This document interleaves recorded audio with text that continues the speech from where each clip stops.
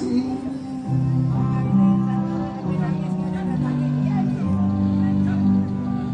ছেলেটা তার নিজের সর্বোচ্চটা অর্জন করার পর তার সর্বোচ্চটা অর্জন দেখার মতো কেউ নাই, এবং কি তার পরিবার থেকে কেউ আসেনি।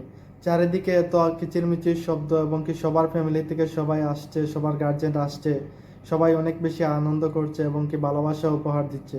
কিন্তু এই ছেলেটার উপহার বা ভালোবাসা দেওয়ার মতো হঠাৎ করে পিছন থেকে খেয়াল করলেন একজন ট্রেনার, এবং কি সব বাধা আপত্তি পেরিয়ে তাকে এসে জড়িয়ে ধরলেন। প্রথম অবস্থায় তিনি ঠিক থাকার চেষ্টা করলেও পরবর্তীতে আবেগ ধরে রাখতে পারেননি। মানে পৃথিবীটা আবারও নিষ্ঠুর, সেটা প্রমাণ হয়ে গেল।